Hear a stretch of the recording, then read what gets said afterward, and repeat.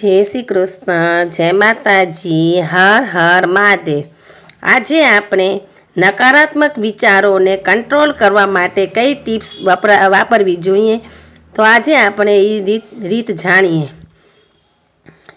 જીવનમાં ડર અને ઓવરથિંકિંગ એ એક એવી સમસ્યા છે જે લોકોને પોતાના સ્વપ્ન પૂર્ણ કરવામાં આગળ વધતા રોકે છે।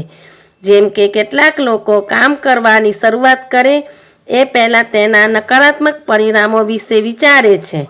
દાખલા તરીકે સ્ટેજ પર પરફોર્મ કરવાનું છે તો એવું વિચારશે કે મારાથી કાંઈ ભૂલ તો નહીં થાય ને, લોકોને મારું પરફોર્મન્સ પસંદ આવશે કે નહીં, વગેરે વિચારોમાં અટવાયેલા રહે છે, જે તેના આત્મવિશ્વાસને અસર કરે છે। ડર અને ઓવરથિંકિંગ એ જીવનનો ભાગ છે, પરંતુ આપણે નક્કી કરવાનું છે કે તેને આપણે આપણી તાકાત બનાવશું કે નબળાઈ। જો આપણી વિચારસરણી સકારાત્મક હશે અને આત્મવિશ્વાસ સાથે આગળ વધશું તો ડર પણ આપણને આગળ વધવાની પ્રેરણા આપશે। આપણા વિચારોને સાચી દિશા આપશું તો ડર અને ઓવરથિંકિંગ પર વિજય મેળવી શકાશે। ડર અને ઓવરથિંકિંગના ચક્રવ્યૂહમાંથી બહાર આવવા માટેની આ આપણી ટિપ્સ છે તે જાણીએ। ડરનો સ્વીકાર કરવો। સૌથી પહેલાં તો પોતાને જેનો ડર છે તેને આપણે સ્વીકારી લેવું જોઈએ।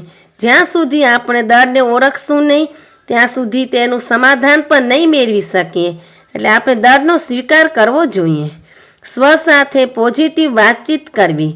પોતાના મનમાં આવતા નકારાત્મક વિચારોને હકારાત્મક વિચારોમાં બદલો, જેથી આપણે નિષ્ફળ જઈ ન શકીએ।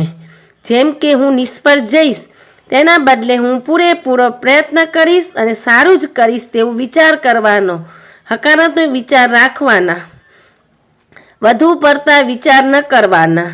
કહેવત છે ને, ખાલી દિમાગ શેતાનનું ઘર છે।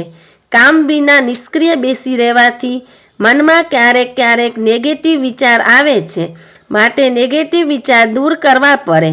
સતત વધુ વિચારવાથી આપણા મનમાં નકારાત્મક ઉદ્ભવે છે। નકારાત્મકને દૂર કરવા માટે વધુ પડતા ખોટા વિચારો કરવા જોઈએ નહીં। એટલે પોતાને હંમેશા કોઈ પણ કામમાં વ્યસ્ત રાખવું, કંઈક નવું શીખો અથવા તો મિત્રો અને પરિવારજનો સાથે સમય વિતાવો।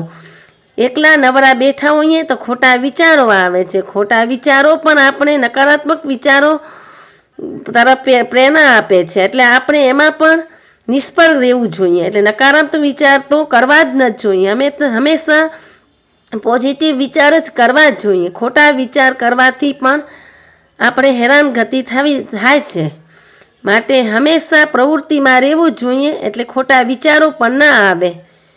તો આ બધી ટિપ્સ આપણે વાપરવી જોઈએ, એટલે આપણે નકારાત્મક વિચારોને કંટ્રોલ કરી શકીએ છીએ। તો આ એક હતી એની રીત। હર હર મહાદેવ।